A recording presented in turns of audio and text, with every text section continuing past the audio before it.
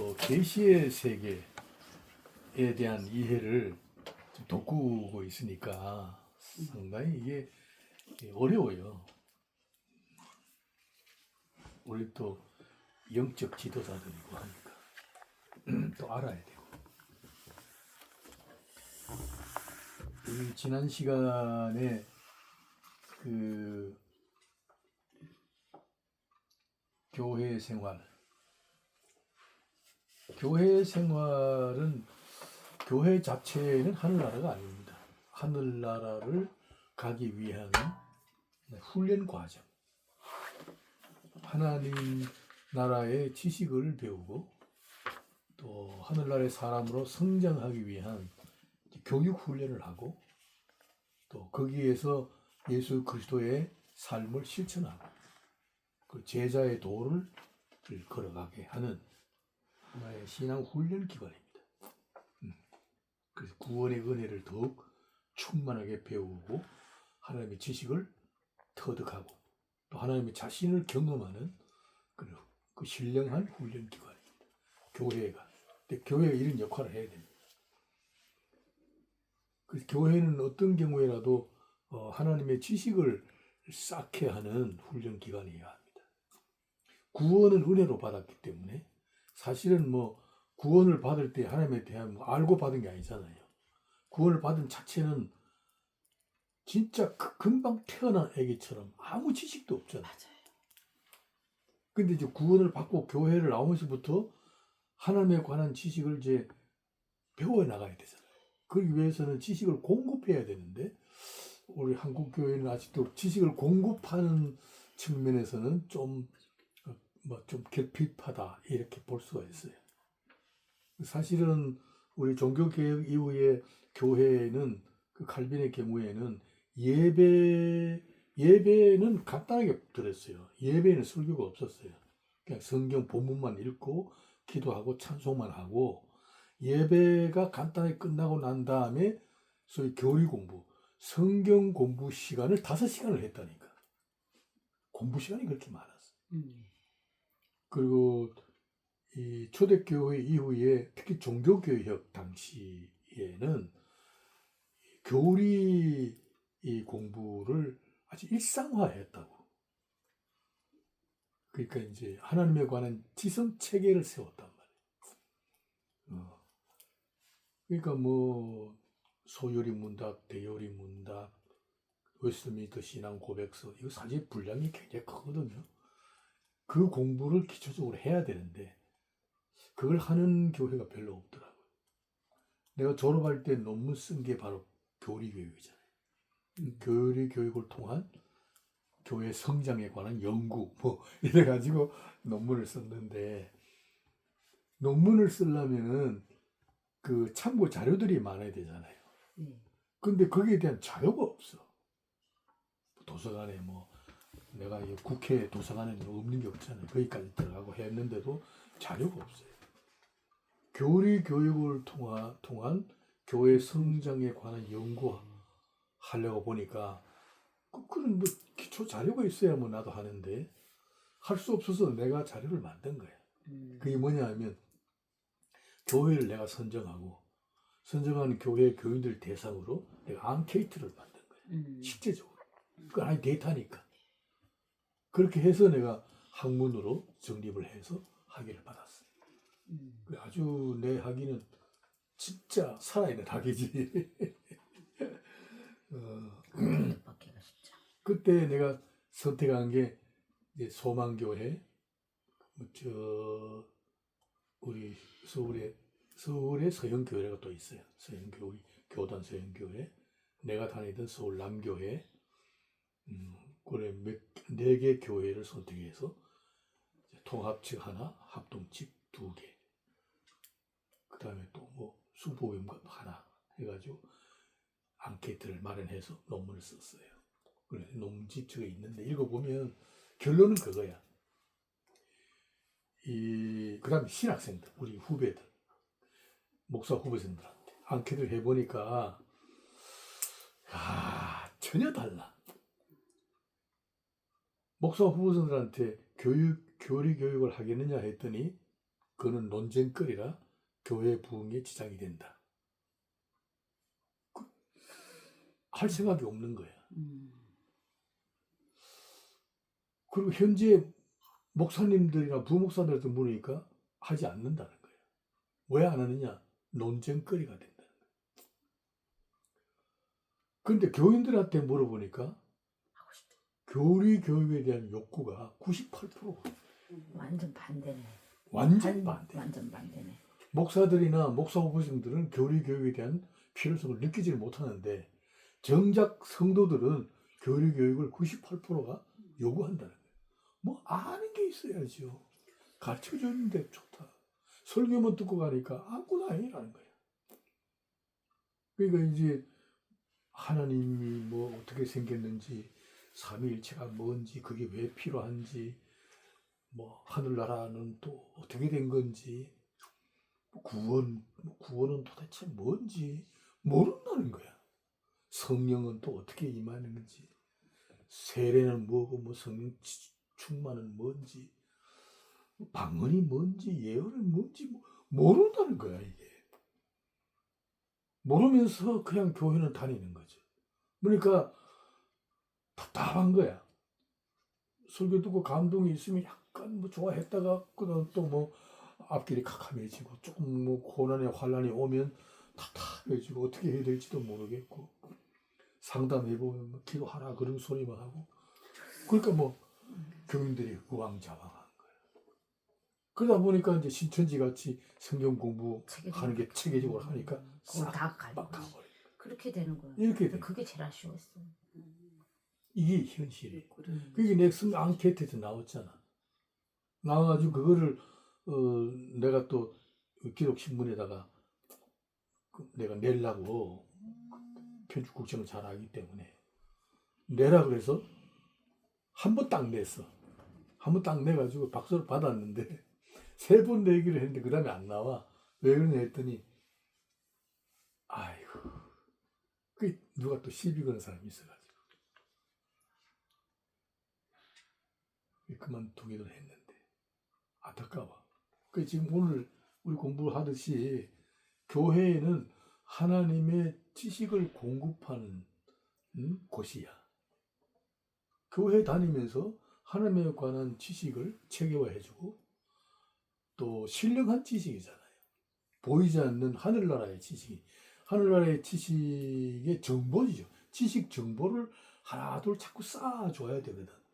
그래서 신앙생활을 뭐 5년 10년 하게 되면 어느 정도 설교도 알아듣고 뭐 자기 나름대로 이제 하나님과 교제도 하고 또 현실도 극복해 나가는 힘도 비축하고 뭐 그래야 될 텐데 그게 좀 결여되어 있다.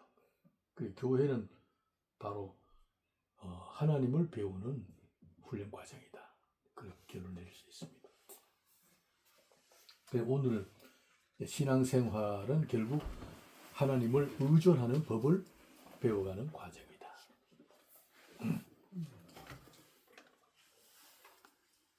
신앙생활은 하나님께서 약속하신 천국을 향하여 가되 꿈을 꾸듯이 구름 타고 가는 길이 아니다. 이거 굉장히 중요하잖아요. 근데 우리는 하늘나라 가는데 구름 타고 가는 것처럼 생각하잖아. 꿈꾸듯이. 하늘나라 꿈꾸듯이 못 가. 현실과 함께 이루어가는 과정이야. 굉장히 복잡하죠. 생존에 필요한 조건. 그죠? 그 다음에 자녀교육, 가정, 사회, 또 생활인으로 헤쳐나가야 할 경제활동, 뭐 자기개발. 이 현실적인 국면이 다 부딪혀 있잖아요. 이거를 외면하고는 천국 갈 수가 없어요. 생활인으로 노출되어 있잖아요. 노출되는 상황은 생존 경쟁이잖아요. 아주 치열한 생존을 위한 싸움터잖아요. 그것을 외면해서 뭐 구름 타고 꿈꾸듯이 하늘나라 간다고 생각하면 어디로 가야 돼? 산으로 들어가야지. 기도원으로 들어가야 되고. 이런 사람들이 많지요. 네. 있어요, 없어요? 있어요. 우리 주변에 현실을 외면하고 예. 가정도 외면하고 뭐 직업도 뭐 외면하고 그냥 막 너무 신령해가지고 천군 천사와 함께 살려고 어디로 가느냐. 저 그냥 속세를 떠나서 뭐 중들처럼 도 닦으러 가는 사람들이 있단 말이에요. 야, 참. 이거 아주 위험천만한 거지. 삶의 목표를 천국에 두고 살되, 그죠? 목표는 천국일지라도 환상이나 꿈의 나라에서 살아가는 길은 아니다. 엄연한 생존 경쟁의 굴레라고 하는 현실에 발을 딛고 살아야 된다. 살아남기 위한 싸움이 치열하고 누구나 태어난 이상 현실을 피할 길이 없습니다. 열심을 다해 가정도 지켜야 하고 식구들의 안정과 평안한 환경에서 살도록 우리가 돌봐야 되죠. 지금 목사님 농사 짓는데 일거리가 얼마나 많아. 해야 되지. 그거 안 하면서 맨날 교회 앉아가지고 뭐 기도를 하고 있으면 그 될까요, 이게? 사는 건 또 살아야 되니까. 그러니까 믿음의 여정에서, 여기 굉장히 중요해서, 만일 믿음의 여정에서 현실을 외면하게 되면 하나님의 도우심, 그리고 하나님의 은혜를 배울 기회가 없어진 거예요. 그걸 알아야 돼요. 되게 중요하다. 굉장히 중요한 거야. 우리 메시지가 맞아. 여기에 초점이 맞춰져 있어야 돼. 맞아. 이 그리스도 안에서의 삶의 순간들은 그냥 지나가시는 게 아니라 하나님의 은혜를 배우며 전능하심을 경험하는 신앙 성숙의 기회들입니다. 모든 순간이 뭐 누구와 관련되어 있어? 하나님과 관련되어 있기 때문에 기도는 쉴 수가 없잖아요. 현실이 없다면 기도할 제목이 없잖아요. 현실의 그 어려움과 역경과 난관에 부딪힐 때마다 그 순간은 하나님께 도우심을 요청해야 되고 하나님 베푸신 은혜에 대하여 눈을 떠야 되고 그래서 하나님과 교제하는 유일한 기회란 말이에요. 동시에 우리 순간들은 뭐예요? 이미 이루어 놓으신 구원의 은혜를 감사하고 찬양하는 순간들이잖아. 한편은 기도의 순간이지만 한편은 감사와 찬송의 순간들이잖아. 이걸 그리스도인들이 이걸 놓치게 되면 신앙이 성숙하지도 않지요. 그리고 현실에 뿌리를 내린 신앙이래야 견고해지는데 현실을 외면해 버리면 영적으로도 나약해지는 거예요. 우리가 뭐 꿈꾸듯이 구름 타고 하늘나라 가면 얼마나 좋겠어. 하나님은 그렇지 않다. 현실이라는 아주 치열한 싸움의 상황 속에서 하나님의 역사하심을 배우는 거예요. 네. 거기서 감사와 찬송의 법을 배우고 그러한 어떤 근원적인 지식을 배우는 거예요. 그래 할 이유를 배우고 그 다음에 이제 기도에 깊이 들어가서 하나님과 영적인 참 깊은 교제를 하게 되죠. 그 소위 영적 사람으로 성장하는 거죠. 예. 현실이 없으면 이게 불가능하다는 거예요. 신앙생활은 삶의 순간들을 지나면서 하나님을 의존하는 신앙을 배양하는 시련의 과정으로 주어져 있다. 지금 이 시련의 과정. 아브라함의 일대기는요, 시련의 과정이에요. 한마디로 말하면. 오늘 우리도 마찬가지야. 예수를 믿고 난 다음에 교회 생활을 하면서부터 하나님을 배워가는 시련의 과정이야. 시련은 하나님께로부터 주어지는 거니까. 시련이니까 그 테스트란 말이야. 그죠? 시험은 두 가지가 있어요. 시련이 있고 시험이 있잖아요. 시험은 마귀가 하는 시험이죠. 마귀가 하는 시험은 내적인 거야. 내적인 거. 마음속에서 일어나. 마귀는 마음속에서 시험을 해요. 우리 자존심을 건드리고 우리의 뭐 온갖 생각을 착 불러일으키고 또 뭐 우리의 도덕성이나 양심 같은 걸 막 자꾸 자극하게 되면 이게 이제 넘어지는 거죠. 뭐 내가 나 같은 사람이 어떻게 교회 집사, 어떻게 교회 권사냐, 뭐 자꾸 이렇게 마귀가 자꾸 그런 거를 자극하게 되면 그 양심의 가책 같은 게 느껴서 난 그만두겠습니다 이렇게 넘어지는 거야. 이 마귀가 그렇게 시험하는 거야. 그걸 이제 우리 주기도문에서 temptation이에요. 예. 마음을 시험하는, 마귀는 언제나 마음을 시험하고 마음의 자존심과 정욕과 마음의 이기심 같은 걸 자꾸 건드리는 거예요. 그러다 보면 목사님들도 뭐 하다가 아이고 난 목사 도저히 양심상 못하겠다 이래가지고 그만두는 사람도 있단 말이에요. 그게 마귀의 시험이다. 그러나 하나님이 주시는 시험, 그건 시련이라 그러는데 하나님이 주신 시련은 외부적인 환경으로 돌아와요. 마음이 시험하지 않아. 하나님은 시험하지 않아요. 뭘 하냐? 시련을 해요. 시련은 환경적으로 와요. 뭐 고난이 온다든가 역경이 온다든가 또 뭐 그런 건 재물의 문제, 뭐 질병의 문제, 뭐 가정의 뭐 이런 문제. 살다 보면 뭐 실수하여 사기당하는 수도 있고 억울한 사연들 때 많잖아요. 네. 이런 외부적인 환경으로 부딪혀오는 시련이다. 그건 하나님이 그 과정을 허락하시는 거예요. 허락하시면서 우리의 영적 사람으로서의 뿌리를 내리게 하는 거예요. 그게 하나님의 도우심이라는 기적 같은 거, 초월한 어떤 현상, 그 다음에 뭐 이를 통하여 하나님의 살아계심을 경험하는 이런 기회가 되는 거죠. 자, 아브라함의 생애는 굽이굽이마다 현실과의 싸움에서 하나님과의 언약을 생각지 않으면 안 되는 하나님의 간섭을 받게 된다. 하나님을 생각지 않으면 안 되는 간섭 속에서 인생을 살게 돼요. 이게 믿음의 여정이죠. 우리 그렇잖아요. 살다 보면 하나님을 생각지 않으면 안 되는 그런 조건 속에 살아요. 조금 문제 있으면 하나님 생각하세요. 잘 돼도 하나님 생각하고 조금 어려워도 하나님 생각. 하나님을 빼놓고는 밥도 못 먹잖아요. 잠도 못 자고. 그러니까 순간마다 하나님과 관계가 돼 있어 우리는. 그게 믿음의 감각이에요. 영적 감각이에요. 그게 지금 간섭을 그게 간섭이에요. 굉장히 중요해요.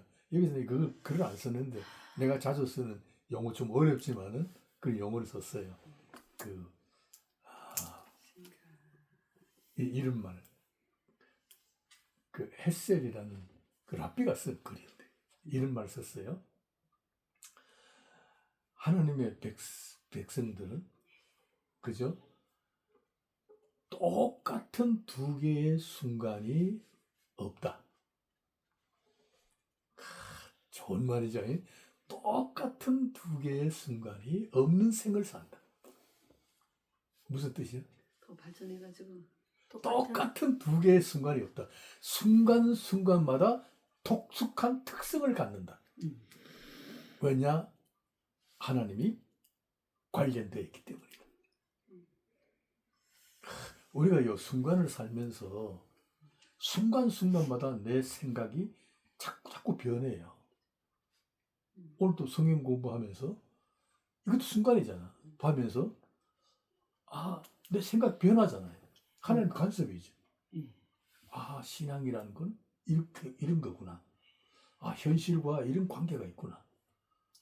하나님과 깊이 관련되어 있는 순간을 살기 때문에 내 생각과 삶의 방향을 순간순간마다 하나님의 간섭에 의해서 조정하지 않으면 안 되는 주권 속에 있다. 우리는. 키가 하나님께. 우리는 자꾸 나를 조정해야 돼요. 하나님의 간섭 속에서 내 생각과 삶의 방향을 내 스스로가 하나님의 뜻에 접근하도록 자꾸 조정해야 돼요. 내 스스로가. 그런 간섭 속에 있기 때문에 우리는 똑같은 순간이 없다. 그런 표현을 써서 아주 좋은 표현이죠.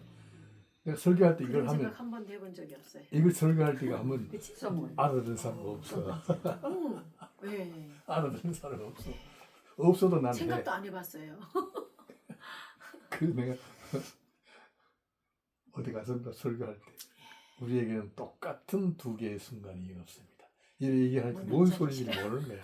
몰라도 하는 거야 일단. 그리고 해석을 해주는 거예요. 우리는 그런 인생을 삽니다.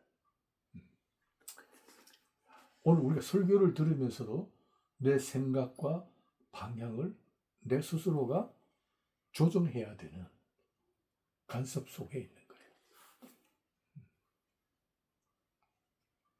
그래서 우리의 삶의 주권이 하나님께 있느냐 아니면 내가 주장하느냐, 양자택일의 긴장 가운데서 결과적으로는 하나님을 주인으로 섬기는 새로운 질서를 배우게 된다. 그 결론이에요. 하나님이 그렇게 이끌어가.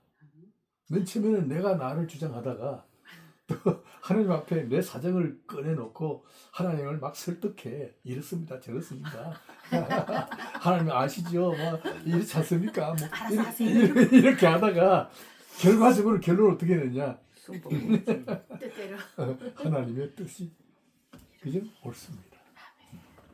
그러니까 이 하나님이 주권자입니다. 내 인생의 장래를 하나님께 맡깁니다. 하나님이 나의 주인이십니다. 이 고백이 답이죠. 이렇게 해야 신앙생활이 든든해집니다. 사실은요, 내가 벌어놓은 재물, 믿지 않는 사람들 봐요. 자기가 벌어놓은 재물, 자기 사회적인 명예, 신뢰, 도덕성, 뭐 이런 거 있잖아요. 자기의 명성. 그게 자기를 지켜주는가요? 거기다가 내 운명을 맡기나요? 웃기죠, 사실. 그 돈 써가면서 골프 친다고 해서 그 인생이 편안한가요? 나는 거기에다가 자기 인생을 맡기는 그 자체가 참 어리석고 허무하다 싶다. 그쵸, 너무 아까운 거지. 허무하죠. 너무 아까운. 근데 그 비슷한 얘기를 누군가에게 대화를 나누다가 한 적이 있었어요. 그래. 제가 우리 교수님처럼 그렇게 한 적이 있었는데 거기서 뭐라고 답변했냐면 그거는 누리지 못하고 없는 자들의 변이래는 거야. 그렇지. 나 뭐 그런 얘기를 하더라고.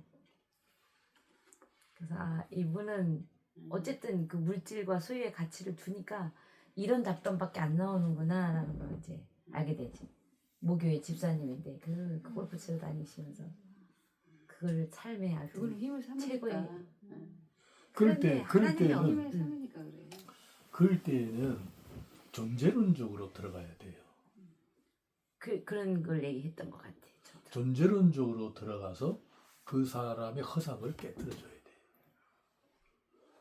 계속 깨지고 있어요. 그럴 때 이런 말을 해야 계속 돼요. 깨지고 있다고요. 그분이. 집사님, 많이 소유하는 게 많이 존재하는 건 아닙니다. 많이 소유하는 것, 그건 물질의 것이고 성경에 보면 외형이고 지나가는 것들입니다. 그건 없어지는 겁니다. 그러나 존재는 없어지지 않습니다. 영원합니다. 뭘 붙들고 살래요? 없어질 걸 붙들래요? 존재를 붙들래요? 존재는 나 자신입니다. 나를 만드신 창조주의 형상입니다. 이것은 내 생명이 육체가 죽는다 할지라도 존재는 살아있는 겁니다. 영원한 존재. 존재론적으로 얘기를 해야 돼요. 그 예수 믿는 사람이 뭐 그런 얘기를 하면 안 되지. 우리는 존재론적으로 영원히 사는 가치를 지니고 있어야 합니다. 그래야 돈 몇 푼 있어도 그 돈이 가치가 있는 거지. 존재가 없는데, 생명이 없는데 그 물질이 무슨 소용이 있어요? 그죠? 예수님 말씀하세요. 네 재물이 아무리 많아도 오늘 밤 네 목숨이 없어지면 무슨 소용이 있겠느냐? 예수님 말씀하셨잖아. 물질보다는 목숨의 소중함을 얘기를 해야지. 생명의 소중함. 그걸 얘기를 해요. 앞으로 얘기해도 확 찔러버려요. 네, 그래서 요새 몇 번 깨졌어 나한테. 그렇게 설명할 줄을 몰라가지고. 그렇지 몰랐지. 돈은 사라지는 거니까 네가 그 하나님을 믿어야 얘기를 된다. 그말 그렇게 얘기했어요. 그 정도로만 밀가 안 되고 그렇게 존재론적으로. 존재론적인 거를. 그렇지. 그 한마디를 하려고요. 몇 번 얼마나 고민을 하는지 알아요. 그래도 진짜 그렇게 찌르는 순간이 나와. 그렇지. 정확히는 그렇게 못해. 그 이제 그렇게 할 수 있겠죠. 존재론적. 진짜 배웠으면 그때 활용 딱 했어요. 물질의 가치와 존재론적인 가치가 달라요. 달라요. 그러니까 예수님이 오셔서 우리에게 깨우치는 것은 존재에 대한 가치, 물질에 대한 거 아니에요. 물질은 그냥 사는 동안에 필요한 수단이야. 네. 그냥 방법이야. 그래서 설교할 때도 여러분 물질은 필요합니다. 돈 없이 어떻게 살아요? 교회도 돈 없으면 개척 못해요. 돈은 필요해요. 그죠? 물질이 있어야 합니다. 그러나 그 물질은 수단이고 방법이지 물질이 전부가 아닙니다. 그보다 더 중요한 것은 존재입니다. 존재가 갖고 있는 사명감입니다. 하나님의 나라를 이루고 싶은, 그죠? 하나님의 계획에 대한 소위 신적 의지입니다. 하나님이 이루고 싶은 의지를 나도 함께 갖는 겁니다. 거기에 삶의 의욕이, 삶의 생명력이, 거기에 동력이 부어집니다. 여러분, 삶을 의욕적으로 살게 하는 것은 하나님의 영이 임하고 하나님이 이루고 싶은 뜻에 대하여 내가 눈이 열어지는 것이죠. 물질은요, 삶을 의욕적으로 살기 못해요. 물질을 많이 벌어보세요. 나중에 허탕해집니다. 잠시 기쁨. 잠시 못 벌을 때 기쁨이지. 그 얘기를 했더니 또 그래. 가져보구나 그 얘기하라. 또 그런 얘기를 또 하는 거야. 그거는 잘못 알았어요. 그러니까 성경 공부를 해야죠. 맞아. 그런 경험도 해야 될 것 같아. 네? 하나님이 주시는 그런 경험해야. 경험을 해야지. 그게 맞구나. 그래. 네. 응. 경험. 이게 그렇지. 확실하다. 그렇지. 그치? 이론과 삶이 같이 좀. 자, 신앙생활에서 쉽게 넘어지는 경우는 하나님을 열심을 다하여 섬긴다 하면서 삶의 주권을 자신에게 두고 믿고 있다. 이게 이제 우리가 넘어지는 경우죠. 내가 이루어야 할 목표가 있고 이 목표 달성을 위하여 하나님의 도우심이 절대적으로 필요하여 열성을 부립니다. 이런 경우가 굉장히 많죠. 내가 하나님의 뜻을 따라 살 의향보다는 나의 계획을 이루고 싶은 생각이 앞섭니다. 그러니까 나의 뜻을 이루는 데 하나님의 도우심이 절실할 뿐입니다. 신앙생활 이렇게 해요. 내가 이루고 싶은 목표가 있고 이 목표를 달성하기 위해서 하나님의 도우심이 필요한 거예요. 이런 상태에서 신앙생활을 한다는 거예요. 이게 넘어지는 경우란 말이에요. 그러니까 하나님은 어디까지나 나의 삶을 돕는 조력자일 뿐이다. 경배나 예배의 대상이 아닌 거야. 뭐야? 주권은 내게 있는 거예요. 내가 주인이야. 내가 주인이고 내가 달성할 목표가 있고 이 목표를 달성하기 위해서 하나님의 도우심이 필요할 뿐이야. 그래서 여기에 좀 능란한 사람은 어떤 얘기를 하냐? 내가 기도하면 하나님이 달려와야 되고, 그죠? 내가 막 쥐야쥐야 하면 하나님 뭔가 주셔야 되고, 하나님은 무슨 뭐 자동 판매기처럼 돼버린 거예요. 이렇게 돼버린 거예요. 이 기도하는 가면 주로 이런 걸 얘기를 많이 하지. 그래서 뭐예요? 내 목표를 달성하기 위해서는 하나님께 잘 보여야 되니까 일단 뭘 해? 진상을 치르잖아. 헌금도 많이 하고 막 자꾸 뭐 이렇게 잘 보여야 되니까 막 금식도 하고 막 철야도 하고 이게 뭐냐 하면 내 목표 달성을 위해서 하는 것이지 어디까지는 주인이 나다. 그러니까 하나님을 감동시키려고 하는 열심, 그죠? 하나님을 설득시키고자 하는 수단으로서 막 열심을 부리는 거예요. 처절하게 열심 부리죠. 처절하게. 처절하게 했으면 좋겠는데 알겠어. 성질이 그게 안 돼. 그러고 난 다음에 뭘 해요? 하나님 이것만 해주시면 하나님께 반은 드리겠습니다. 뭐 상거래까지 한다고. 하나님과 상거래. 하나님이 허락하시면 이거 팔아가지고 얼마 드리고 하겠습니다. 내가 교회를 지어주겠습니다. 내가 목사님께 그동안 못한 거 목사님 옷 한 벌 하겠습니다. 교회에다가 헌금 얼마 하겠다. 이게 상거래까지 한다고. 이게 우리 신앙의 아주 큰 시험거리야. 이게. 넘어지기 쉬운 거야. 토속신. 이게 바로 토속신앙이고 기복신앙이야. 기복신앙이야. 요즘 우리 기복신앙이 문제가 많잖아요. 기복신앙.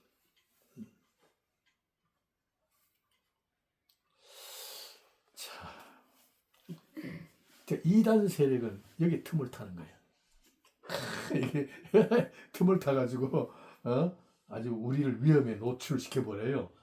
무엇보다가 이 역사적이고 전통적인 신앙과 신학의 흐름을 분별하는 그런 지식이 있어야 됩니다. 이게 기독교 신앙은 하나님을 주권자로, 하나님을 내 주인으로, 나의 왕으로, 내 생사하옥의 주권자로, 나는 그의 종으로, 나는 그의 신하로, 그의 나를 드리는 이런 관계가 이게 정립이 되어야 된다. 하나님이 통치권자이시고 하나님의 뜻이 이루어지고 있고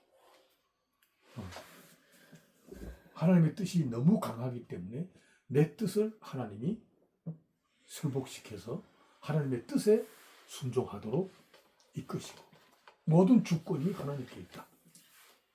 이거 굉장히 중요해요. 지난 시간 공부했잖아요. 우리 사고방식을 이거 바꿔야 돼. 어떻게 바꾸느냐. 이 하나님께서 이루신 일이 먼저 있다. 언제든지. 성경에는 인과율의 법칙이 없다. 이거 기억내야 돼요. 신학에. 인과율의 법칙은 율법이잖아요.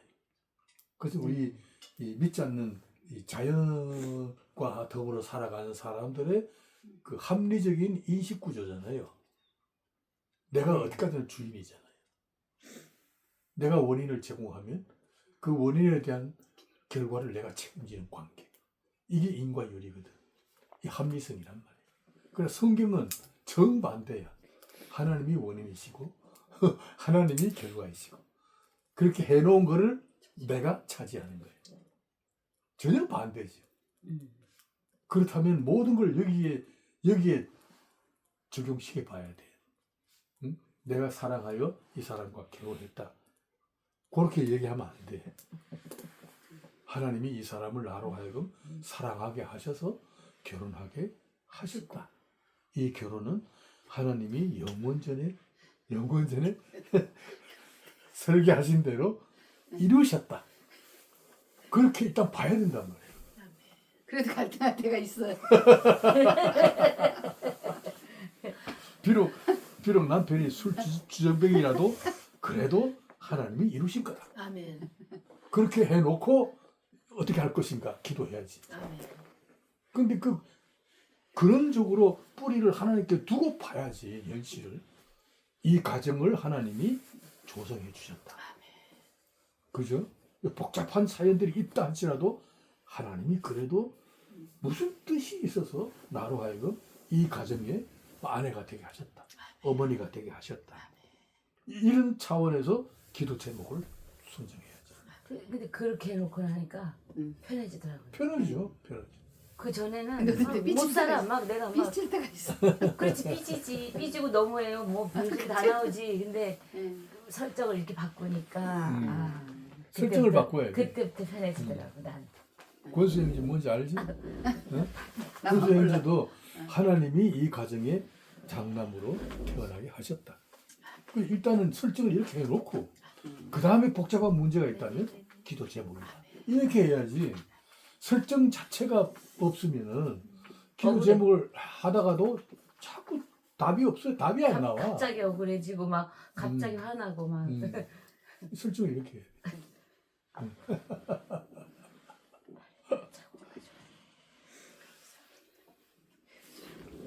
감사합니다. 그래. 일단 맞아 그거야. 이런 설정. 방향에서 설정으로. 신앙을 네. 지도해야 돼요. 맞습니다. 하나님의 그 주권 사상이야. 우리 개혁주의는 하나님의 주권이 신학의 골격을 이루고 있잖아요. 이 신학에서는 뭐 전부 하나님의 주권, 뭐 개혁주의, 뭐 이렇게 얘기하면서 실제로 들어가면 이거 안 해요. 이런 사고 방식을 안 갖고 있어. 설교 내용도 그렇고 자꾸 내가 주인공이 되고 내가 뭘 자꾸 하면 하나님이 결론 내리고 내가 어떻게 하느냐에 따라서 뭐 하나님이 어떻게 해주시고 이 원인을 자꾸 내게 두면 안 돼. 원인이 하나님께 있다. 우리가 기도 제목이 있잖아요. 기도 제목도 기도 제목을 하나님께서 제공하신 거야. 그렇게 봐야 된다.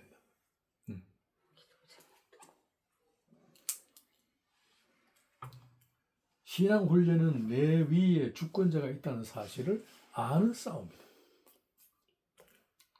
성경상의 인물들은 모두가 하나님을 주인으로 자신을 그의 종으로 드리며 살았던 발자취들이다. 자, 우리가 성경을 보면서 이 발자취를 잘 파악을 해야 돼요. 하나님을 대장으로 자신을 충성스러운 신하로 바치며 살았다. 기꺼이 수고도 하였고 매도 맞고 투옥도 되는 것을 예사로 여기며 살았다. 여사가 아니고 예사인데 예사로 여기며 살았다.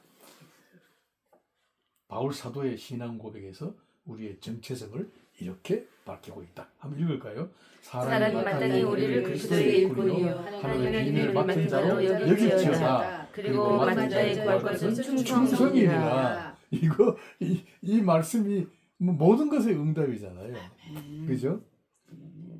마땅히잖아. 마땅히 우리를 그리스도의 일꾼으로 여겨라. 그리고 하나님 비밀을 맡은 자로 여겨라. 여길지어다 했잖아요. 이 믿음이란 거 여길지어다 이게 믿음이야. 이거 쉽게 얘기하면요. 여길지어다 말은 우겨라 그 뜻이라. 굳히라. 마땅히 그리스도의 일꾼이라 생각하라. 그렇게 여겨라. 비밀을 맡은 자로 여기라. 마땅히 여기라는 것은 그런 줄 알고 굳세게 살라 그 뜻이에요. 이게 참 굳세게 살라. 그런 줄 알고 살라. 신앙은 우리의 진심이나 양심으로가 아님을 강조합니다. 여길지어다는 말은 명령형 선언입니다. 여길지어다. 명령형 선언입니다. 우리는 그리스도의 일꾼이여 하나님의 비밀을 맡은 자임을 영문한 진리로 그치고 그 진리의 사실에 충성하며 살라라는 명령형 선언문입니다. 뭐 더 이상 여기 토 달면 안 돼. 그런 줄 알고 살라. 여길지어다. 내 예를 하나 들게요. 여길지어다. 우리가요 딸을 자꾸 낳는 집안에 보면 딸 자꾸 이 뒤로 갈수록 딸 이름이 남자 이름으로 바뀌어. 그래요? 그렇죠. 자꾸 그런 게 있어. 남희 남친. 남자 이름 바뀌어 뭐. 어떤 건 뭐 돼지라 그러기도 하고 남자 이름으로 바뀌어. 끝남이. 남자 아이를 생산하고 싶어서 여잔데도 남자 이름을 팍 고쳐주고요. 그러고 난 다음에 남자답게 살아라 이러거든. 그게 말이 안 되잖아요. 아무리 여자같이 생겨도 남자한테 남자다워야 그래야지. 여자한테 남자다워라 그러면 그 근원적인 설정이 잘 안 되는 거야. 우리 예수 믿는 사람은 그리스도의 일꾼이요. 하나님의 비밀을 맡은 자. 맡은 자. 맡은 자는 노예란 뜻이야. 노예. 배미창에 들어가서 노를 젓는 사람이야. 배미창에 들어가서 노를 젓는 노예란 말이야. 그렇게 여길지어다. 그런 줄 알고 살라. 우리는 그런 존재야. 존재론적으로. 나는요 이 말씀이 너무 좋아. 너무 좋은 게 난 요즘도 그 생각해. 하는 내 과거를 생각하면 얼굴을 들 수 없습니다. 이게 내가 아까 얘기했잖아요. 그런 거 생각하면 나간 사회 뭘 쓸모가 있다고 이 시대에 그래도 뭐 개척도 하게 하고 그래도 뭐 유명한 교회 그래도 목사가 되게 하고 이건 너무 황공무지합니다. 이게 참 내가 감당할 수 없는 은혜입니다. 답이 그거야. 응? 근데 내 지금도 선뜻 내가 못 나서잖아요. 왜냐하면 그런 부끄러운 게 있기 때문에 선뜻 못 나서요. 그러면서도 하나님은 교회 개척하는데 성공적으로 몇 개 교회 개척하고 그래도 나름대로 뭐 글도 쓰고 책도 내고 그래도 뭐 교수 활동도 하고 그래. 하나님 그런 거 보니까 하나님이 과거를 다 청산하셨겠지요. 청산하셨기에 이런 걸 허락하신 거 아니겠어요? 그 하나님이 그렇다 얘기해요. 그렇다면 참 정말 은혜입니다. 아멘. 나는 하나님 은혜가 아니면 내 인생을 설명할 길이 없습니다. 이거 뭐예요? 이거 뭐예요? 그리스도 일꾼이요. 하나님의 비밀을 맡은 자로 여길지어다. 아멘. 내가 하나님의 명령된 선언문에 대해서 완전히 아멘하고 무릎을 탁 꿇어야 되는구나. 그럴 때에 그죠? 그럴 때에 하나님의 일에 대한 자신감이 생기는 거예요. 그렇구나. 양심으로나 진심이 아니다. 하나님이 선언하신 명령형에 무릎을 꿇는 거다. 아멘. 그런 줄 알겠습니다. 난 이 말씀이 너무 좋아. 만약 이게 아니라면 참 어디 가서 얼굴을 어떻게 들어요? 그죠? 자신이 없지. 앞으로 자신감을 가지세요. 네. 여길지어다. 그 말씀에 의지하여 용기 내서 설교합니다. 그렇죠. 용기 내야 돼. 말씀에 의지하여 나아가라. 말씀에 의지하여 용기 내서 나가. 얘 뭐 용기가 100배. 여기에 찌어다. 그 김학진 목사가 와서 놀래잖아. 어떻게 목사님 앞에서 저렇게 말합니까? 그러니까.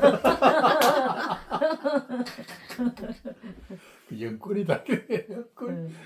그렇죠.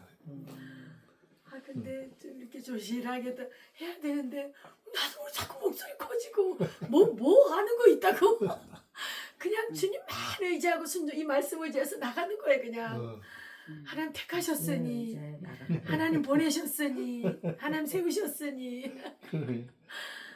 주여 참 나 이 말씀이 정말 좋아. 아멘. 저도요. 이건 뭐 우리 주변에 잘난 사람 많잖아요. 거기 비하면 참 나설 수가 없지요. 그런데 이 말씀이 우리로 용기를 갖게 하잖아. 충성이란 내 위에 누군가가 계신다는 개념이다. 이거요 간단한 얘기인 것 같지만 이 말씀이 굉장히 중요해요. 충성은 뭐예요? 내 위에 누군가가 계신다는 뜻이다. 이 기독교는 충성 순종이잖아. 근데 사람들이 이 말을 듣기 싫어하거든. 오늘 예수 믿는 사람 치고 예배 시간이나 뭐 성경 공부할 때 충성하라 순종하라 그러면 듣기 싫어해요. 내가 알아서 하고 뭐 내 진심으로 하면 되지. 자꾸 이런 생각하거든. 목사님 왜 자꾸 저렇게 여기 뭐 군대인 줄 아십니까? 뭐니까.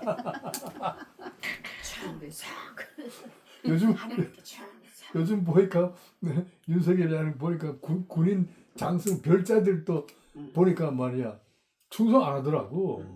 엉뚱한 소리 하는데 뭐 이게 우리 군인이 그러면 안 되지.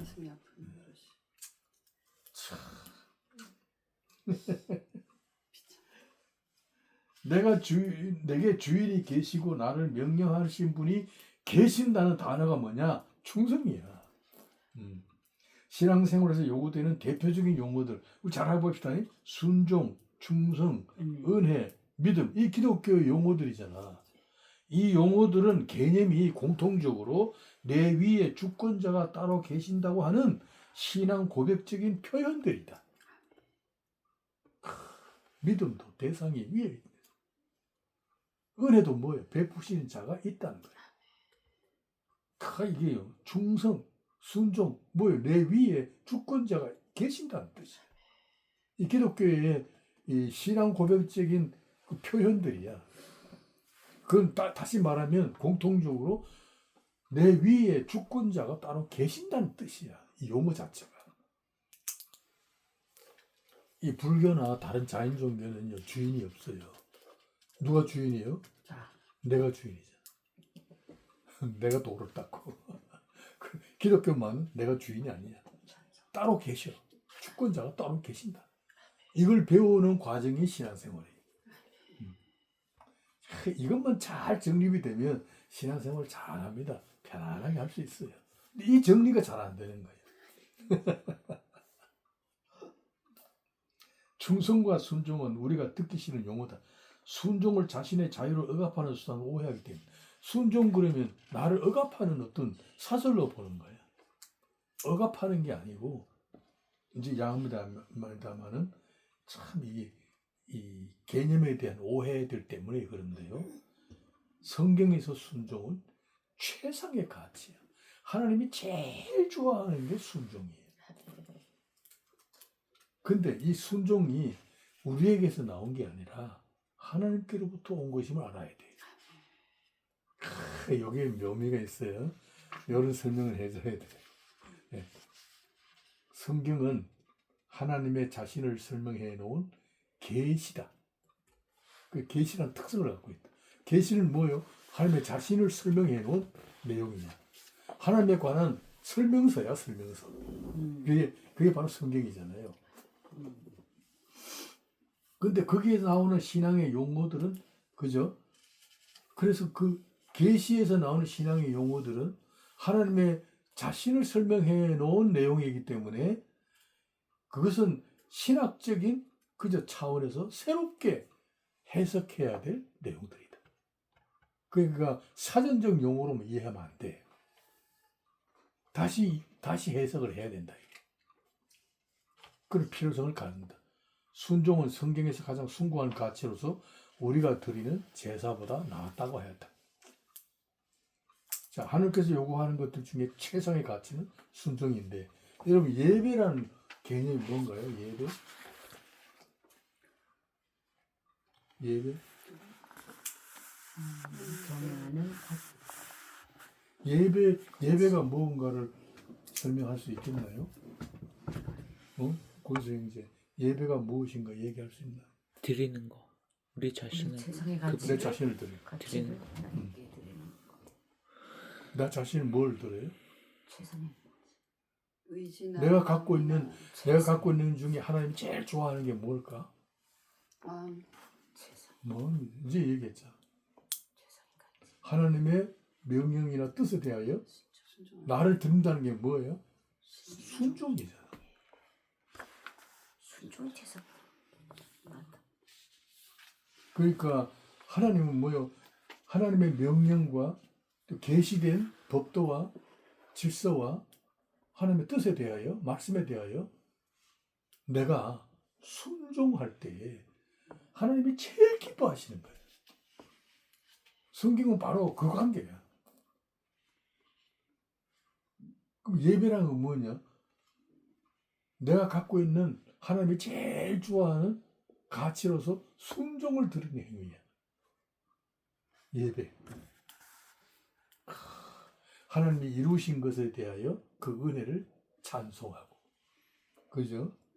감사하고,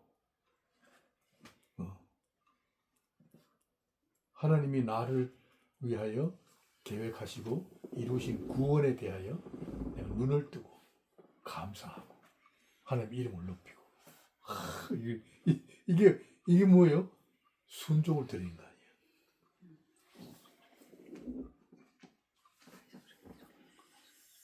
예배는 우리의 진심을 드리는 게 아니라 나를 바치는 순종을 드리는 의식이다. 헌금도 뭐예요? 순종이고, 기도도, 전도도, 봉사활동도 전부가 다 나를 드리는 건데 하나님의 뜻에 대하여 순종을 드리는 가치들이다. 이런 개념을 가지고 있어야 돼. 우리 교회 생활은요, 뭐 아무것도 아닌 것 같지만은 하나님 보실 때에는 굉장히 기뻐하시는 거야. 왜냐하면 성서주일 자체가 이 보통 일이 아니잖아요. 하나님의 뜻에 순종하고 있죠. 하나님 보실 때 얼마든지 손을 드실 만하죠. 축복의 손을 드시죠.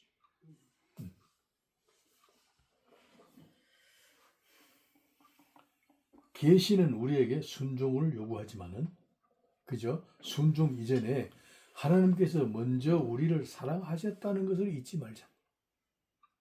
사랑이 먼저입니다. 순종 이전에 십자가에서 나타난 사랑이 먼저 있었다. 하나님의 사랑이 우리에게 순종을 가능케 한 것이다. 다시 말하면 사랑이 순종을 도출해내는 것이다. 우리는요 자존심이고 이기심이고 죄로 똘똘 뭉쳐있는 아주 못난 사람이에요. 우리는 나밖에 모르는 자존심의 존재잖아. 이기심의 존재고 사실 죄란 뭐냐면 나밖에 모르는 그런 존재잖아. 이런 사고방식으로 사는 게 그게 죄잖아요. 세상 사람들은 아는 거 그래봐야 자기밖에 모르잖아.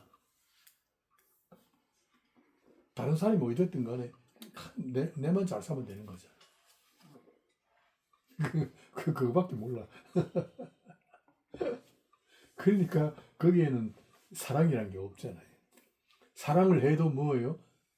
자기 마음에 들어야 되고 사랑을 통하여 자기가 뭔가 얻어내는 게 있어야 되잖아요.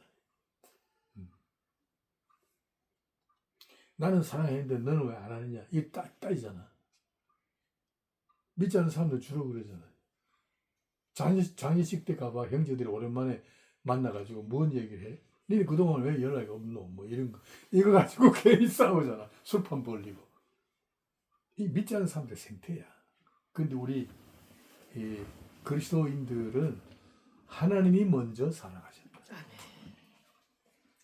저는 그 설복당 그렇죠. 그 단어가 설복당. 너무 새롭게 확 와닿았어요. 사랑이 우리를 하나님 설복한 거예요. 사랑해. 사랑이 그러니까 설복당한 우리를 거지. 설복한 거예요. 그래서 되어지게 하는 거잖아요. 이렇게 하나님 앞에. 사랑이 우리를 설득해서 순종이라는 걸 만들어낸 거예요. 사랑이 먼저예요. 이거는요, 우리 부부 관계도 마찬가지예요. 사실 사랑은 남자가 하잖아요. 성경에 그렇게 되어 있잖아요. 하나님이 사랑하시고, 예수께서 사랑하시고, 그 다음에 남자가 여자를 사랑하고. 그리고 여자나 교회에는 여성 명사잖아요. 여성들은 뭐예요? 사랑하는 존재가 아니야. 사랑을 받는 존재. 복종. 예. 그럼 사랑을 하게 되면 사랑하는 자에게 뭐를 드리느냐? 순종을 드리는 거예요. 사랑에 설복되어, 사랑에 설득되어서, 사랑이 너무 감동스러워서, 사랑하는 자에게 들을 게 없어 뭘 들어? 순종을 드립니다. 이게 원리잖아요.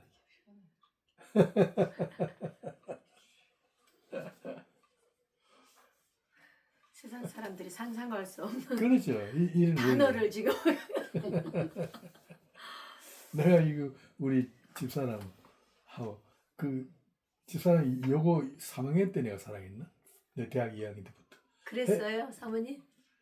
다 들으셔. 그때부터 오늘까지 사랑해 왔는데, 응? 그러니까 뭐 맨 처음에 참 귀엽고 사랑스럽고 뭐 그런데 얼마 안 하니까 가서 자꾸 이 가시돋친 얘기를 하더라고. 아이고 복잡네. 왜? 사모님 눈 더 크게 뜨시네. 떴어? 더 크게 뜨시네. 아이 뭐 성질이 자꾸 나오고, 아이 그래 뭐 감춰도 없던 발톱이 자꾸 나오고, 나중에는 막 신경질도 나고, 그래.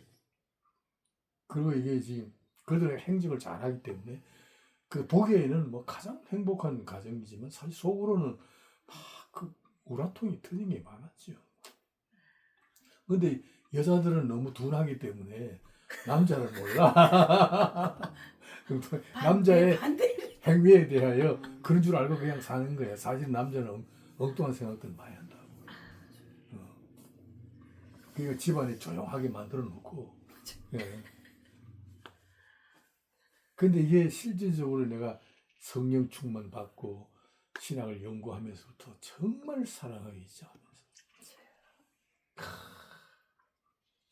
그걸 진작 그렇게 쭉 해왔어야 되는데. 그러니까 뭘 해요? 내가 그녀로부터 순종이라는 걸 다 받아내잖아. 막 순종해 주니까 내가 얼마나 행복한지 몰라. 남자의 행복이 여자의 순종으로부터이구나. 그러려면 사랑이 쏟아져야 돼. 사랑을 막 쏟아내야 돼. 밤낮 없이 쏟아내야 돼.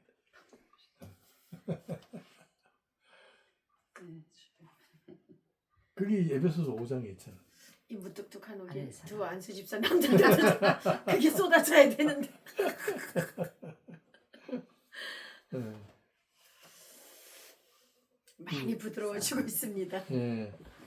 그러니까 순종은 하나님의 사랑이 낳은 결실이지 우리에게서 나온 것이 아닙니다. 아멘. 하나님께서 사랑하심으로써 그 사랑이 우리로부터 순종을 받아낸 것이다.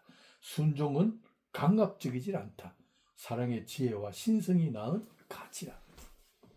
하나님의 지혜가 만들어낸 참 신령한 가치가 순종이다. 하나님 지혜가 많으시. 하나님 받아낸 지혜가 진짜. 많으시잖아요. 그러니까 모든 것이 하나님이에요. 우리가 순종을 드리는 것 같지만 하나님 하신 결과예요. 아멘. 그걸 알아야 돼. 그러니까 하나님의 주권 사상이 뿌리 내려야 이런 사고방식이 나와. 우리 말을 하더라도 이렇게 바꿔서 해야 돼. 모든 것이 하나님께로부터. 우리가 하나님께 드리는 것 순종이지만 이 순종마저도 하나님이 만들어낸 결실이다. 사랑이 만들어낸 결실이다. 하나님 먼저 나를 사랑하셨다. 이렇게 설명이 돼야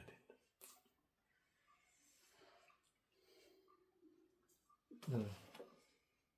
참, 이 세상에서 하나님께 마실 최상의 숭고한 가치로서 순종. 우리가 지금 그 숭고한 순종의 가치라는 그 지닌 존재로 살고 있다. 우리 존재론적으로 우리 그런 사람. 이 긍지가 있어야 돼요. 예. 이 말씀을 이렇게 받을 때 너무 황홀하죠. 하나님께서 우리 부어주셨으니까. 교회 생활은 이미 순종을 실행하고 있는 최상의 가치다. 순종은 하나님의 사랑이 만든 결과물이기 때문에 가장 순결하고 아름답다. 참 놀랍죠? 가장 순결하고 아름답다. 우리는 지금 교회 생활을 통하여 아주 적극적으로 순종의 가치로 존재하고 순종의 미덕을 가지고 살고 있다. 이미 순종의 가치를 하나님께 드리고 있으면서 하나님의 말씀을 듣기 싫어하고 있는 모순된 생각에 빠져 있는 현상들이 안타깝다. 이미 그렇게 살고 있으면서도 그 가치를 몰라. 우린 교회 생활을 오래 한 사람들 보면 이거 알고 참 감사하면서 참 성숙도를 가지고 하나님의 이름을 높이고 그렇게 해야지. 왜 자꾸 교회 생활을 오래 하면 할수록 사람이 좀 삐딱하고 마치 따지고 교만하고 하느냐 하면 몰라서 그런 거예요. 결국은 무지가 낳은 신앙의 결핍 현상이에요. 결핍 현상이에요. 그러니까 이게 결핍 현상에는 뭐예요? 빈혈증이잖아.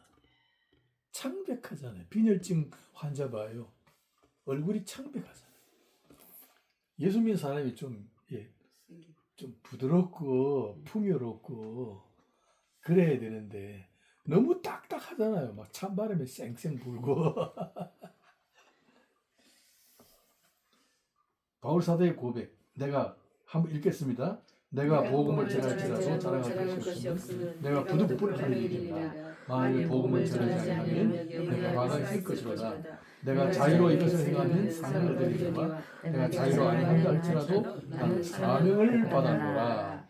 여기 사명. 옛날에는 직분이에요. 직분을 받았노라. 신앙생활은 뭐요? 자유로 행하지 않기 운동. 좋지요. 이런 말은.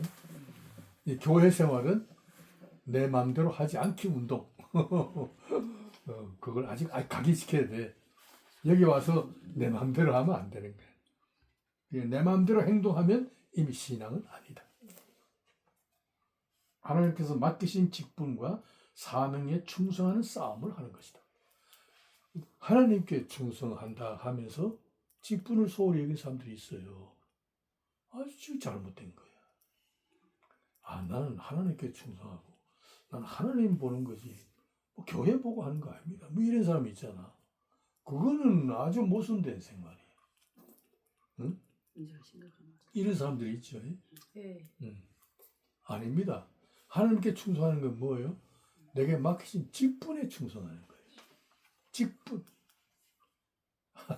집사 직분, 권사 직분, 목사 직분. 나는 이런 생각을 참 투철해요. 그리고 우리 교인들에게도 이걸 철저하게 가르쳤어요. 여러분에게 맡기신 직분에 충성하세요. 직분을 외면하면서 하나님께 충성한다? 이건 모순이에요. 이건 거짓말이고, 이건 위선입니다. 나는 목사라는 내 직분에 충성합니다. 난 여러분에게 잘 보이려고 하지 않습니다. 나는 내 직분에 충성합니다. 내 직분은 뭐요? 설교입니다.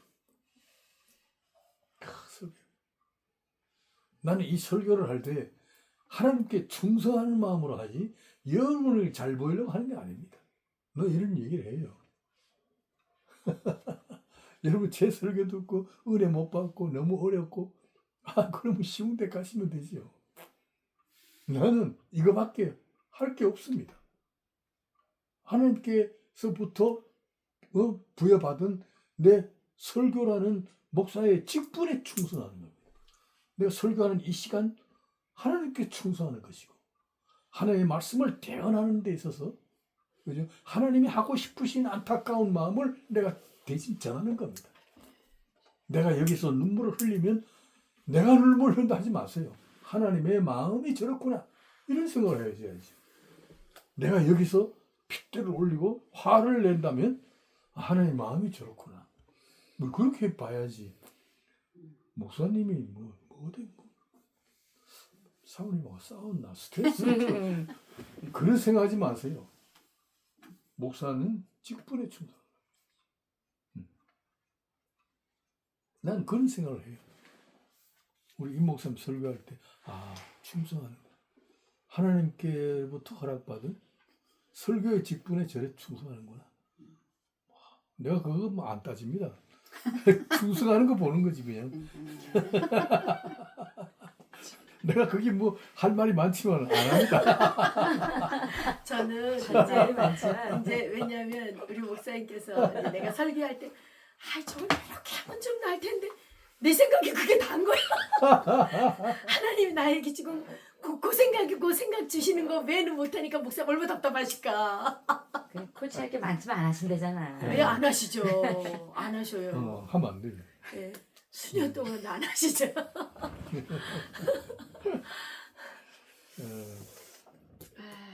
굉장히 중요한 얘기입니다. 직분에 충성하는. 예. 신앙생활은 그겁니다. 자, 아브라함은 홀로 떠나지 아니하고 가족들을 대동한다. 아브라함은 홀로 떠나지 아니하였다. 그 아비 데라와 아내 사라를 설득하고 조카 롯까지 대동합니다. 자, 정든 고향, 삶의 관습과 생업에 때가 묻어 있는 관계를 정리하고 대식구를 데리고 떠납니다. 하는 명령을 따라 떠납니다. 이야, 굉장한 겁니다. 대가족이잖아요. 아버지를 설득했어요. 아내를 설득하고 조카 롯을 또 대동하고 가는 거예요. 그냥 가는 게 아니에요. 정든 고향, 때 묻은 관계, 자기의 생애를 보장해주는 많은 방어 기제들이 준비되어 있는 곳. 그 안전한 삶의 지대를 정리하고 하나님이 약속하신 땅을 향하여 가는 거예요. 신앙은 떠나는 자의 삶의 방식을 배우는 과정이다.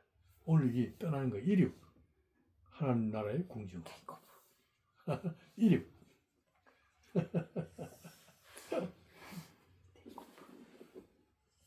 내가 살고 있는 세상은 더 이상 영원할 가치가 없음을 배우는 겁니다.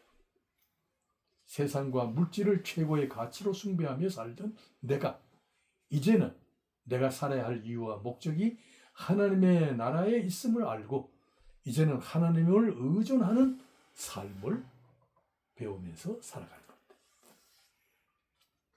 하나님 의존 신앙이에요. 결국은 하나님 의존 신앙.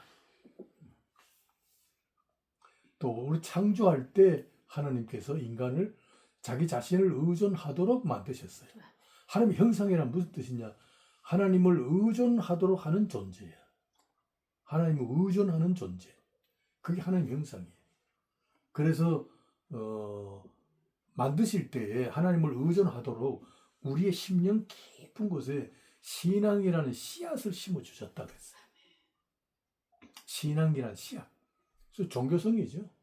하나님을 의존하는 그런 그 신령한 씨앗을 심어 주셨다. 우리 개혁주의는 하나님의 의존 신앙입니다.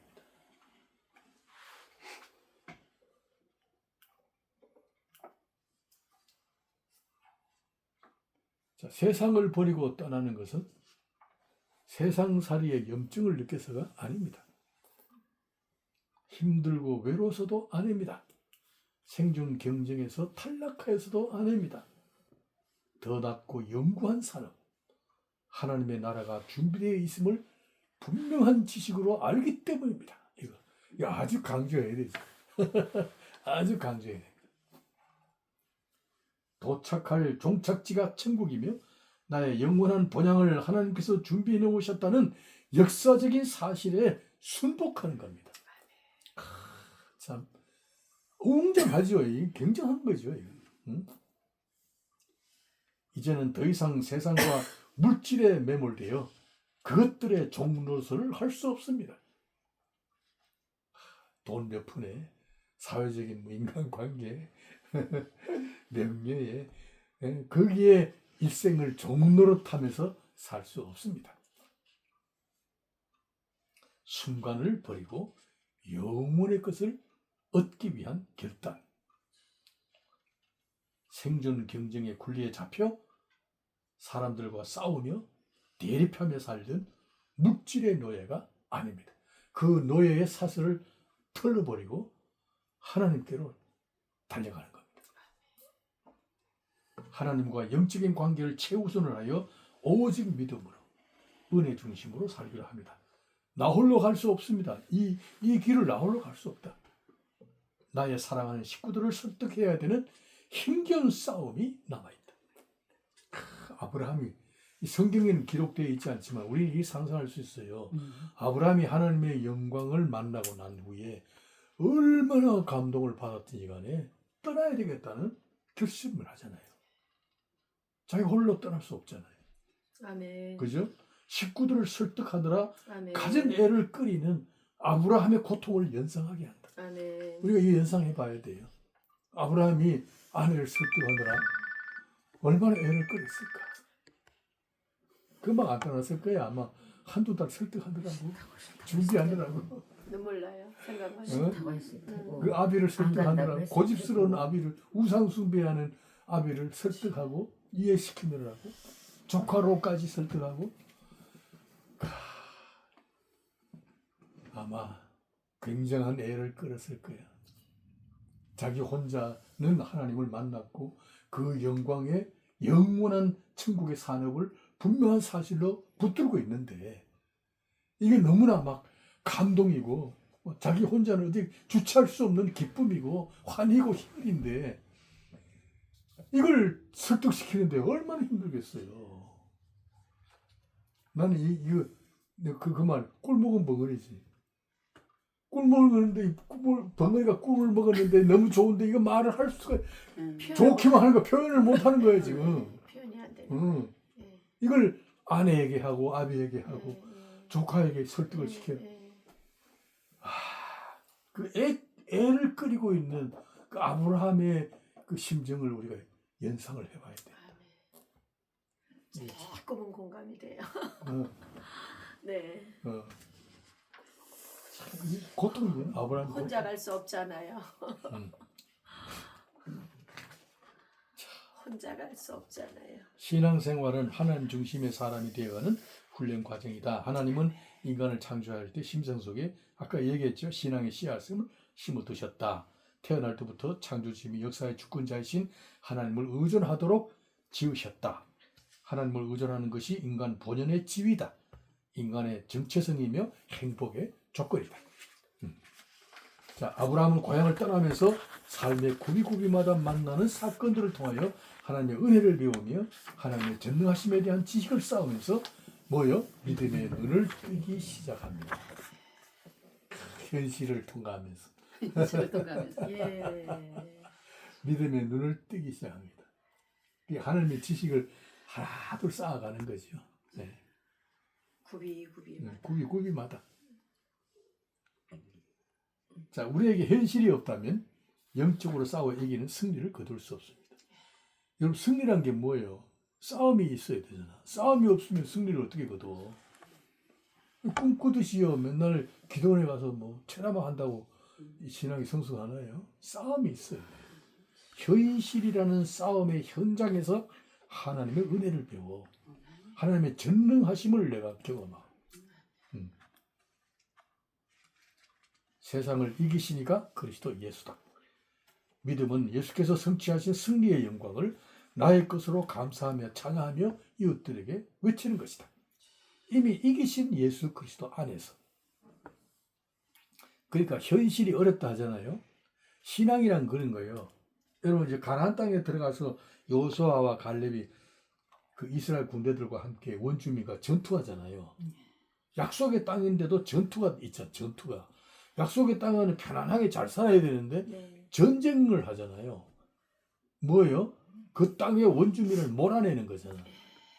이걸 우리의 현실로 이끌어내면 내 옛 마귀의 습성들이 있잖아. 죄의 시스템들이 있고 관습이 있고 이걸 지금 몰아내는 싸움을 해야 되잖아요. 아멘. 이 싸움이 언제 시작되느냐? 예수께서 적극적으로 내한테 오셔야 싸움이 가능해요. 아멘. 예수께서 오시지 않으면 싸움 못해요. 하나님이 내게 오심으로부터 이 싸움이 시작되는 거예요. 하나님이 오시지 않으면 싸움할 필요도 없지. 뭐 편안하게 그냥 여행이나 하고 뭐 골프나 치고 사는 거지. 뭐 한두 장 걸치고 그렇게 사는 거지. 그게 낙이잖아요. 근데 하나님이 내가 오므로부터 이게 세상 사람들에게 없었던 싸움이 시작돼. 그게 뭐야? 영적 싸움이야. 나 과거의 죄의 원수들을 몰아내는 싸움이에요. 완전히 몰아내는 싸움. 그 몰아내는 싸움을 어떻게 했느냐? 이 싸움은 싸워서 이기는 게 아니라 이겨놓은 싸움을 거두는 거예요. 아멘. 그런 싸움. 이거 꼭 알아야 돼요. 네. 이미 이겨놓은 거야. 예수께서 먼저 이겨놓으신 거야. 먼저 이겨놓은 싸움을 붙이신 거야. 하나님이 붙이셨다 그런 건 무슨 뜻이냐? 이미 승리가 보장되어 있는 것이고 들어가기만 하면 그 전쟁은 이기기로 되어 있는 싸움이에요. 이 싸움을 우리가 믿음으로 하는 거예요. 그러니까 뭐 여리고성이 그래 무너진 거 아니에요? 그죠? 칼과 창 한 번도 안 썼잖아요. 그러니까 이 이스라엘 백성들이 가나안 땅에 싸우는 싸움은 뭐냐? 싸우러 간 게 아니라 전리품을 거두러 가는 거야, 그냥. 하나님이 싸워서 이겨놓은 거 가서 승리의 전리품을 거두어 드리는 싸움이에요. 이게 믿음이에요. 오늘 그 표현을 내가 한 거예요. 예수께서 이미 세상을 이기셨다. 이겨놓은 승리의 영광을 나의 것으로 감사하며 차지하며 이걸 이웃들에게 외치며 살아가는 것이다. 이 싸움을 우리 하는 거예요. 이미 이겼어요. 내가 세상을 이겼노라 담대하라 그랬잖아. 근데 우리는 뭐예요? 내가 싸워서 이기려고 자꾸 한다는 거야. 이게 신앙에서 자꾸 여기서 실수하는 거야, 우리가. 내가 싸워서 이기겠다라는 결심을 자꾸 하거든요. 그래서 뭐 이건 내가 한번 싸워서 이기겠다 그러고 막 금식하고 막 철회하고 막 내가 이기겠다 뭐. 그래 보면 병들지. 뭐 이기지도 않고 아니에요. 이미 이겨놓은 거야. 이겨놓은 거를 내 걸로 거두기 위해서는 내가 영적인 힘이 있어야 거두니까 영역을 확보하기 위해서 기도하는 거야. 철회하고 영역을 확보하는 거야. 그게 차원이 다르죠. 우리 삶의 현실에서 어려운 문제가 많잖아요. 그죠? 우리 교회도 집사님들 문제가 있어요. 역경들이 있고 문제 다 있을 거 아니에요. 그거는 어떻게 생각해야 되냐면 하나님께서 기도 제목으로 주시는 현실적인 싸움이잖아요. 그죠? 그것은 이미 하나님이 어떤 결론을 이미 내려놓고 계신다는 거예요.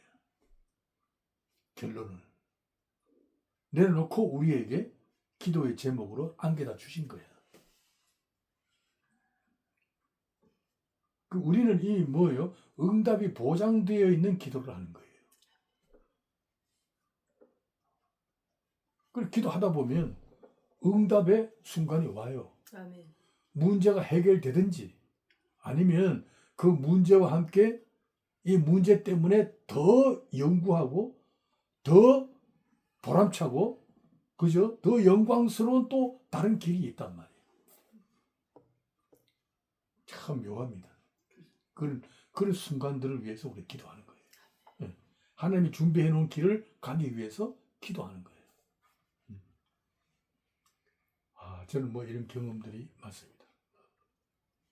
꼭 내가 계획해 놓은 대로 아니더라도 응답은 이게 해결 안 되더라도 다른 길로 응답이 와요. 아멘.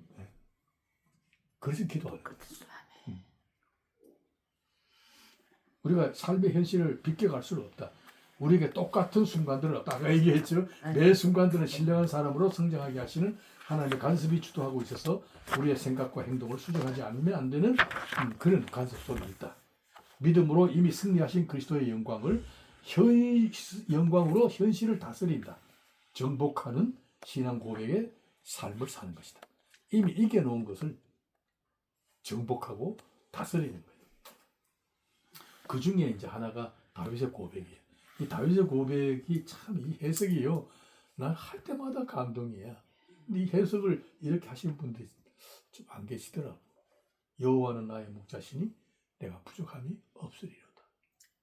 이거 거칠고 황폐한 광야에서 삶을 승리로 노래한 시야. 신앙 고백. 승리야, 승리. 승리를 선포하고. 승리를 선포하는. 예. 부족함이 없다라는 말은 예. 만족하다는 뜻이 아니라 예. 내가 다스린다는 뜻이야. 실패함이 없다. 나는 성공적이다. 그런데 정복자다. 이런 기상을 가지고 이 시편을. 야, 이런 해석을 하면 얼마나 좋아, 그지? 응? 황폐하고 거친 네. 그런 광야에서라도 다윗은 여호와 주권자죠. 삶의 주권자, 계획자. 이를 실현시키시는 하나님의 주권자에게 자기 자신을 양으로 고백하는 거예요. 그가 목자이기 때문에. 이 거칠고 황폐한 광야에서도 나는 삶을 승리를 외치는 거예요. 나는 다스리고 이기는 자의 그런 기상을 가지고 이 시를 쓴 거예요.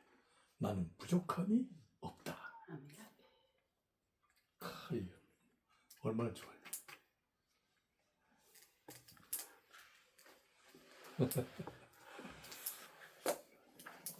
오늘 이 아브라함의 일대기 일과 오랜 시간을 거쳐서 마쳤네요. 네. 믿음의 표본으로 등장된 인물 일과 마칩니다. 다음에는 이제 순탄치 않아요. 신앙의 분수령을 맞이해요. 우리도 똑같아요.